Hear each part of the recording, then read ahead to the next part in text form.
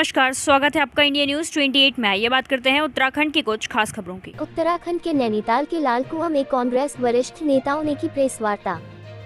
लालकुआं बिंदु खत्ता ब्लॉक अध्यक्ष पुष्कर दानू की अगुवाई में कांग्रेस वरिष्ठ नेताओं ने प्रेस वार्ता कर केंद्र और प्रदेश सरकार जमकर हमला बोला। उन्होंने कांग्रेस नेता राहुल गांधी की लोकसभा से सदस्यता खत्म करवाने तथा बंगला खाली करने सहित उन्हें झूठे मामले में फंसाने का आरोप भाजपा पर लगाया है। उन्होंने इसे भाजपा की सोची समझी चाल बताया। यहां बिंदु खत्ता एक निजी कार्यालय पर आयोजित प्रेस वार्ता में कांग्रेस नेताओं ने कहा कि 7 फरवरी को राहुल गांधी ने संसद में अपने भाषण में अडानी पर 2 सीधे सवाल पूछे थे तथा उन्होंने 20,000 करोड़ रुपए की बड़ी रकम लेकर जैसे ही सवाल पूछने के प्रयास किए तो उन्हें झूठे मामले में फंसा दिया गया। जो लोकतंत्र के इतिहास में इस तरह की घटनाएं आज तक नहीं हुई है, जैसा वर्तमान की भाजपा सरकार कर रही है।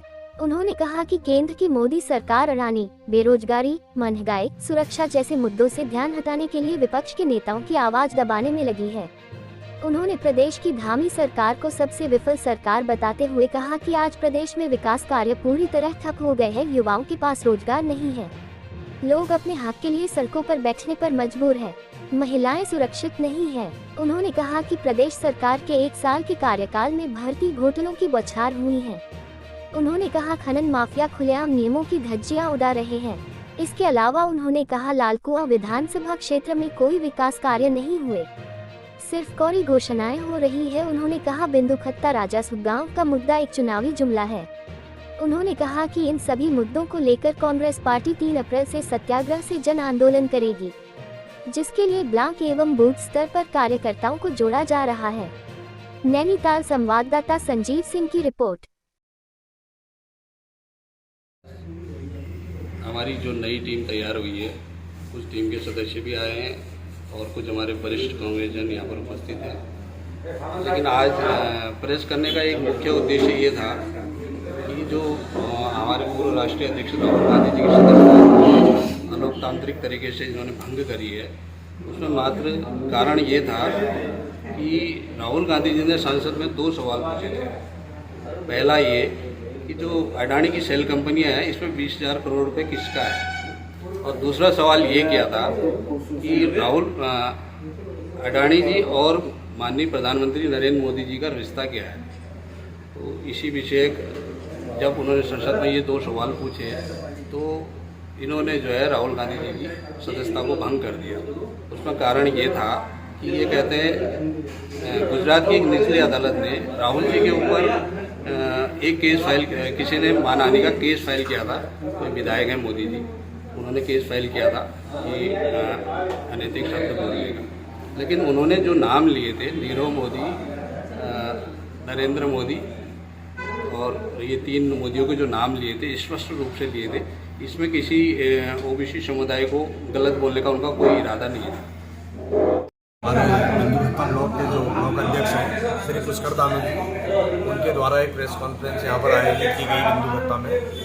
और इसमें मेन जो है आज इनका ये उद्देश्य था कि यहाँ पर हमारे जितने भी नवनियुक्त पदाधिकारी हैं, जो हमारे नए महामंत्री चुने गए हैं या और भी संगठन मंत्री से लेके जो लोग इसमें आए हैं, इन लोगों को बधाई देने का एक उद्देश्य था। दूसरा सबसे बड़ा हमारा ये है कि अब आने वाले समय में, अभी हमारे पास 4 साल अगले विधानसभा चुनाव के लिए है, तो हम लोग जो है पूरे हर बूथ में, जैसे 39 बूथ यहाँ पर है, 39 बूथों में कमेटियाँ गठित करके उनके अध्यक्ष बनाकर इस बार कांग्रेस जो है बिल्कुल एक बूथ में हम लोग हर महीने यहाँ बैठक करेंगे और बूथ में हम कांग्रेस को मजबूत कराने का काम करेंगे। अभी 2024 में लोकसभा की चुनाव है, तो लोकसभा चुनाव की तैयारियां हमने अभी से शुरू कर दी है और मैं आप लोगों को एक भरोसा दिलाता हूं कि बिंदु खत्ता और लालकुआं विधानसभा में जो है कांग्रेस इस बार अपना परचम लहराएगी। मंत्री सहित 29 सांसद जिन्होंने हेड स्पीच दिया है,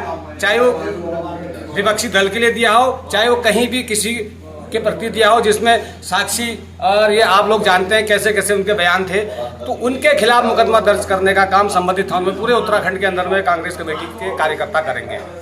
उसके बाद 12 से 15 अप्रैल तक दिल्ली में, जिसकी तिथि आ जाएगी, दिल्ली में भी एक विशाल रैली सत्याग्रह को लेकर, इस लोकतंत्र और संविधान को बचाने की लड़ाई को लेकर दिल्ली के अंदर में एक राष्ट्रव्यापी विशाल प्रदर्शन का आयोजन कांग्रेस कमेटी करेगी।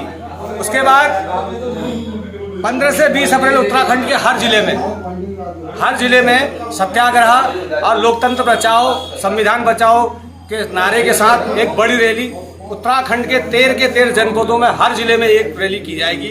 उसके बाद तत्पश्चात 20 से 25-30 अप्रैल तक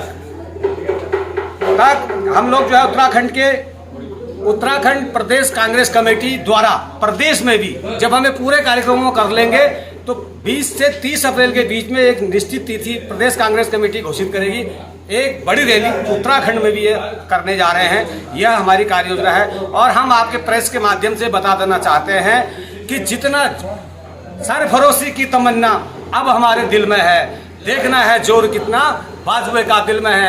ये जितना विपक्ष को डराने का काम करेंगे, जितना राहुल गांधी जी का उत्पन्न करने का काम करेंगे, हमारा दावा है कि आपको कहावत तो याद होगा कि सोना को जितना तपा जाता है, सोने को जितना गर्म किया जाता है, वो सोना उतना ही निखार लाता है। और क्योंकि मैं उत्तराखंड का रहने वाला हूँ तो मैं उत्तराखंड में कहना चाहता हूँ, माननीय हरीश रावत जी भी इस बात को बार बार कहते हैं कि हम हैं पहाड़ी मडवे, जितना चूटोगे हम उतना ही निखार लाएंगे। इसी आशा और निवेदन के साथ लोकतंत्र बचाओ संविधान बचाओ 14 अप्रैल को बाबा भीमराव अम्बेडकर जी का जन्म दिवस भी बड़े धूमधाम के साथ मनाया जाता है। इस बार माननीय हरीश रावत जी के नेतृत्व में पूरे प्रदेश उत्तराखंड में तमाम जनवादी शक्तियां, तमाम विपक्षी दल बाबा